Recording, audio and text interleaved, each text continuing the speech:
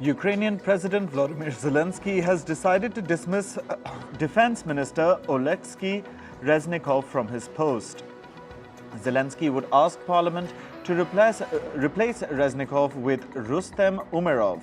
He's the head of Ukraine's main privatization fund. This comes as the biggest shakeup of Ukraine's defense establishment since Russia invaded the country in February 2022. Reznikov was named defense minister in November 2021.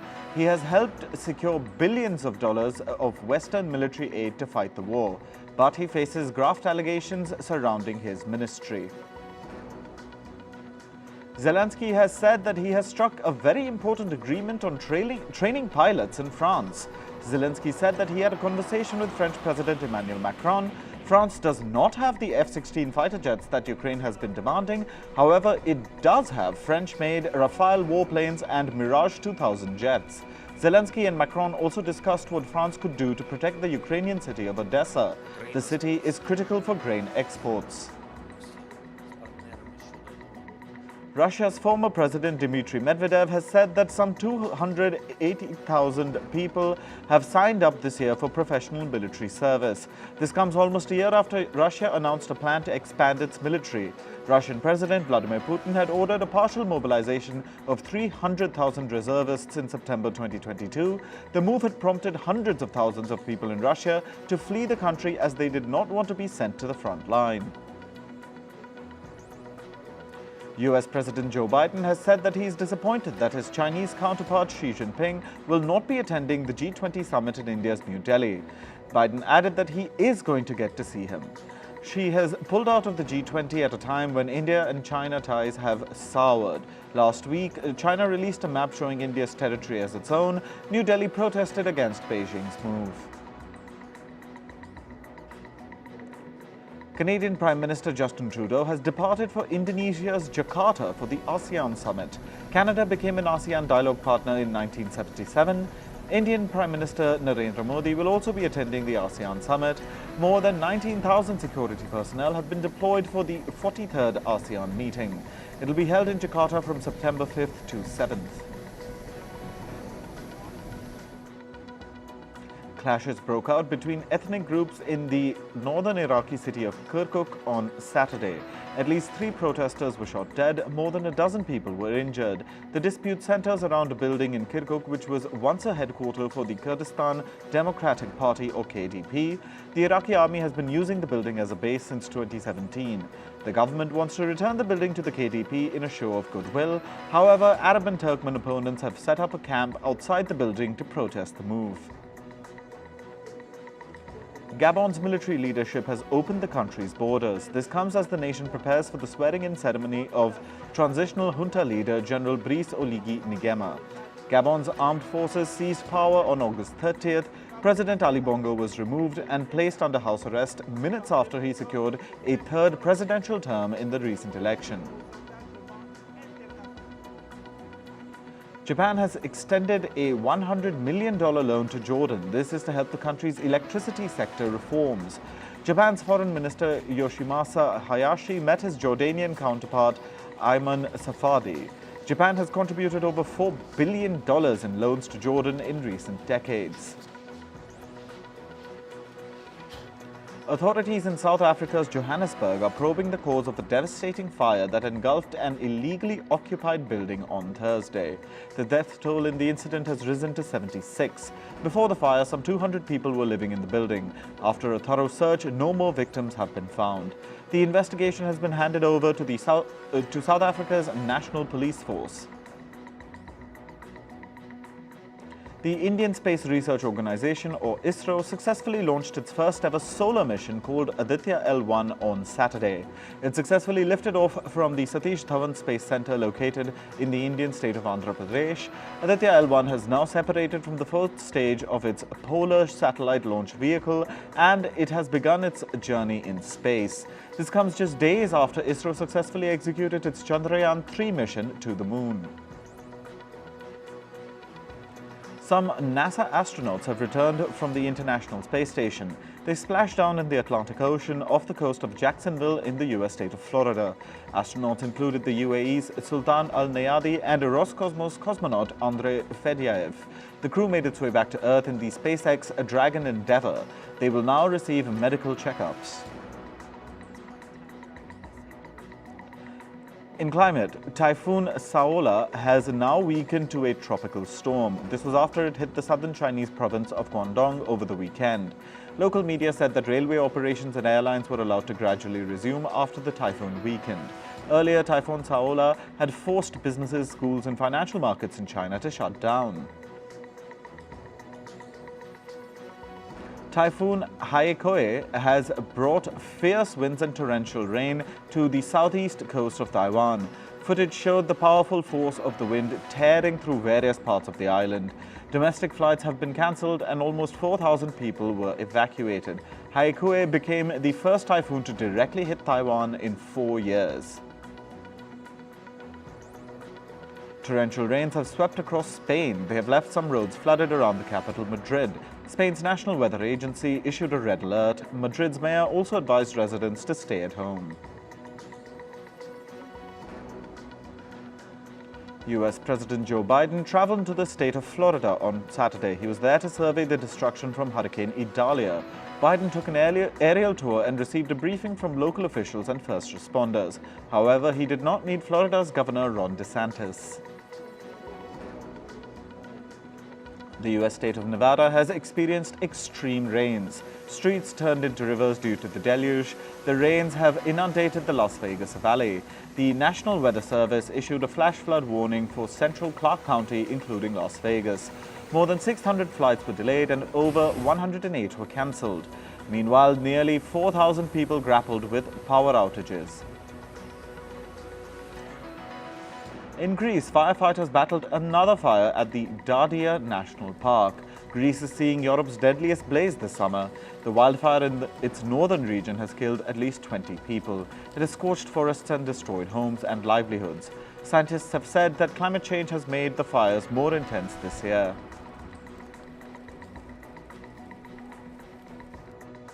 Rice farmers in Indonesia are seeing their harvest dwindle. This is because they have barely seen any rain since April. The El Niño weather phenomenon has brought the driest weather to Indonesia in 4 years. This has caused rice supplies to go down. Consequently, prices have soared. In Cuba, scientists are studying how to protect coral reefs. They are studying the health of Cuba's reefs, fish and sea life. The Cuban seafloor once contained colorful corals, which have now turned into patchy white splotches. This is due to the warming of seawater, overfishing, pollution and other threats. Avalanches in the Himalayas are causing an increasing number of deaths. This is according to research published on the website of the European Geosciences Union. Experts warn that global heating is exacerbating the risks of high-altitude mountaineering. Now on to business and tech. Credit rating agency Moody's raised its 2023 economic growth forecast for the United States. It now expects the US economy to grow by 1.9%. This is an increase from its previous forecast of 1.1% growth. Meanwhile, Moody's has cut its 2024 growth estimate for China. The agency has said that China is facing considerable growth challenges. This is due to weak business and consumer confidence amid an uncertain economy. Canada's economy unexpectedly contracted in the second quarter. Its gross domestic product declined by 0.2%. The reading was far lower than the Bank of Canada's forecast of 1.5% annualized growth. This was largely due to slower international exports and household spending. In June, the Canadian wildfires also adversely impacted multiple industries. This includes mining and quarrying and rail transportation. Reports say chip designer ARM is planning to ask investors to pay $47 to $51 for each of its shares. This is when the company begins marketing its initial public offering. The price would put its valuation in the range of $50 to $54 billion. This would make ARM the most valuable company to list in New York since 2021. Chinese property stocks rose on Monday. This was after property developer Country Garden averted a possible default. The company has won an agreement from its creditors. This is to repay its key debt over 3 years instead of an early September deadline. Shares in the firm surged more than 13%. The U.S. Labor Board will investigate American automakers General Motors and Stellantis. This is over charges filed by America's United Auto Workers Union. Last week, the UAW accused GM and Stellantis of unfair labor practices. The union said that the automakers refused to bargain a mutual labor deal. An Amazon shareholder has filed a lawsuit against Amazon founder Jeff Bezos and the company's board. The lawsuit alleges that Amazon's board awarded contracts worth billions of dollars to Bezos' space company Blue Origin. This was without considering rival SpaceX as an alternative, despite its better track record. SpaceX is owned by billionaire Elon Musk. The U.S. antitrust regulator has won an administrative ruling against software company Intuit. This is over products related to tax filing software TurboTax. The Federal Trade Commission said that the company misled consumers with deceptive advertisement. Intuit has been accused of falsely pitching that its tax filing products were available for free. India's Financial Crime Fighting Agency has arrested businessman Naresh Goyal. The Enforcement Directorate has said that Goyal will remain in their custody until September 11th. His arrest comes over an alleged $65 million money laundering case linked to India's Canara Bank. Goyal is the founder of Jet Airways. It was the second largest carrier in India by market share. However, in 2019, Jet Airways shut down its operations after running out of cash. The British government is in advanced talks with India's Tata Steel. This is to provide the steelmaker an aid package of over $600 million. With this, Britain aims to secure the long-term future of steelmaking in South Wales. The funding will help Tata Steel build electric arc furnaces. This is to help it transition to a more environmentally friendly method of producing steel. Meta Platforms is reportedly considering paid versions of Facebook and Instagram. This is for its users in the European Union. Those who pay for the subscriptions will not see advertisements. Meanwhile, it will also continue with its free versions in the region. This will help Meta combat privacy concerns in the EU as it offers an alternative to its ad-based services. Meta's ad-based services rely on analyzing people's data, which has been criticized by European regulators.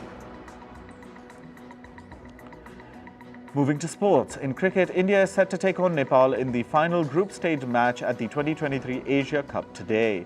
India's Jasprit Bumrah will be missing the game. This is after he had to return home for personal reasons. The men in blue must win the game in order to secure a berth in the Super 4 of the tournament.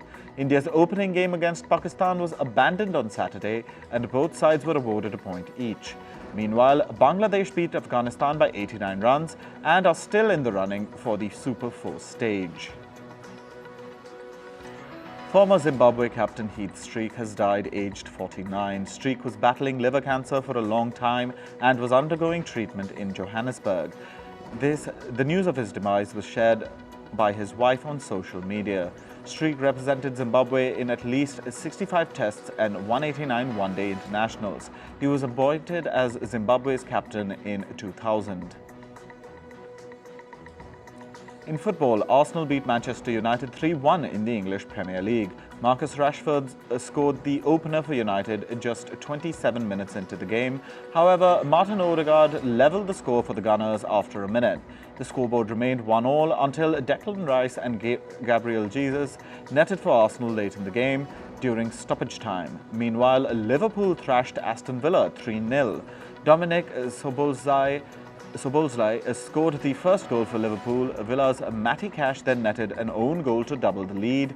Right winger Mohamed Salah sealed the victory for Liverpool as he scored in the 55th minute. In tennis, world number 1 Novak Djokovic reached the quarterfinal at the US Open. The 36-year-old Serbian eliminated Borna Gojo of Croatia 6-2, 7-5, 6-4 on Sunday. Djokovic's next opponent is Taylor Fritz from the US. America's Coco Gauff also entered the quarterfinal at the US Open. She was facing Denmark's Caroline Wozniacki in the round of 16. Gauff began the match with a 6-3 win in the first set. However, she was overpowered 3-6 by Wozniacki before she rallied back 6-1 in the final set. Up next for Gauff will be Latvia's Jelena Ostapenko. Fifth seed on Jabeur of Tunisia made it to the last 16 at the US Open. The 29-year-old registered a 3-set win over Marie Boskova from the Czech Republic. Jabeur emerged victorious 5-7, 7-6, 6-3 after a match that lasted nearly 3 hours. In Formula One, Red Bull's Max Verstappen won his 10th consecutive race at the Italian Grand Prix. The Dutchman is now the first driver to win 10 races in a row. Verstappen finished ahead of his teammate Sergio Perez, while Carlos Sainz took the third spot. Red Bull has not lost a single race this Formula One season. In basketball, Canada advanced to the quarterfinal at the FIBA World Cup. They eliminated the reigning champions Spain 88-85, ending a 49-year winless streak against the country. Canada's Shai Gilgeous-Alexander scored 30 points for his team during the match. The 2023 World Weightlifting Championships will kick off today. The event is being held in Saudi Arabia's capital Riyadh. 6 Indians, Mirabai Chanu, Achinta Sheoli, Ajit Narayan, Bindriani Devi, Gurdeep Singh and Shubham Tanaji Todkar will be featuring in the championship. However, Mirabai Chanu will only be attending the weigh-in. The championship acts as a qualifier for the 2024 Paris Olympics. In athletics, India's Avinash Sable has qualified for the Diamond League final, which will be held in Eugene in the US. This is after he finished 5th in the men's 3,000-meter steeplechase race at the Xiamen Diamond League on Saturday. Sable clocked a time of 8 minutes and 16.27 seconds. In the world of entertainment, Spanish actor Gabriel Guevara was arrested at the Venice Film Festival on alleged sexual assault charges. He's famous for the Spanish teen film franchise My Fault Culpa Mia. Reports say that there was an active international warrant out for Gabriel for an alleged sexual assault in France. The 22-year-old actor was meant to receive an award called the Filming Italy Prize on the sidelines of the film festival. Singer Joe Jonas has reportedly retained a divorce lawyer after 4 years of marriage with Game of Thrones actor Sophie Turner.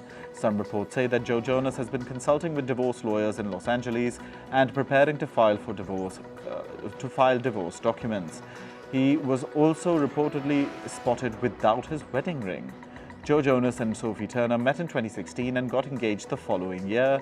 They have 2 daughters together. Actor Kevin Costner has spoken out about his struggles while going through a divorce. In a recent interview, Costner said, and I quote, "This is a horrible place to be, but this is where we are at. It feels so bad. We are talking about somebody I love on the other side." Costner also said that he still has love for his estranged wife, Christine Baumgartner. A judge has lowered the child support that Costner has to pay Baumgartner to about $63,000 per month. Real Housewives of Beverly Hills star Kyle Richards has confirmed her split with husband Mauricio Umansky. She said, and I quote, "It has been very hard. It is playing out with so many people having eyes on us and being in the public eye." The couple rose to fame while they starred in Real Housewives of Beverly Hills. They have 3 daughters together and one from Richards' previous marriage. The couple is separating after 27 years of marriage. Actor Josh O'Connor has opened up about the fame he got after playing the role of King Charles in the hit drama series The Crown. He said, and I quote, "I think sometimes we underestimate how powerful even a slight loss of anonymity can be." 33-year-old O'Connor added that, "What I was doing in my career just before The Crown, I just wanted to carry on doing that." O'Connor played the role of King Charles in the 3rd and 4th seasons of The Crown, opposite actor Emma Corrin, who played Princess Diana. The Burning Man festival taking place in America's Nevada descended into chaos amid severe flooding. 1 person was killed and thousands were stranded in the Black Rock Desert. Organizers blocked vehicle access on Saturday. The festival has also been shrouded in misinformation over an outbreak of the deadly Ebola virus. Model Miranda Kerr has announced that she is pregnant with her fourth child. Kerr is a mother of 3 boys, one of whom she shares with former husband Orlando Bloom. The model also opened up on her favorite thing about motherhood. She said, and I quote, "Seeing the world through my children's eyes and understanding that each of them has a different way of seeing the world." Rapper Post Malone has shared details of his weight loss journey. The artist shared a mirror selfie on Instagram showing his physical transformation. The 28-year-old rapper recently appeared on a podcast. He said, and I quote, "Soda is so bad, it is bad, but it is so good." Post Malone had earlier slammed rumors surrounding his weight loss journey and said he is incorporating lifestyle changes to become a father. French actor and director Mathieu Kassovitz was involved in a serious motorcycle accident. The incident occurred at a motor racing circuit south of Paris. The actor was immediately rushed to a hospital. Kassovitz gained recognition in the film industry in 1995 with the movie La Haine. Singer-songwriter Jimmy Buffett has died aged 76. The cause of his death is not yet known. Buffett called his music drunken Caribbean rock and roll. He is most famous for his song Margaritaville, which was released in 1977. Several Hollywood celebrities paid tribute to Buffett. Singer Elton John called him a unique and treasured entertainer. In an Instagram post, Elton John said, and I quote, "A lovely man gone way too soon."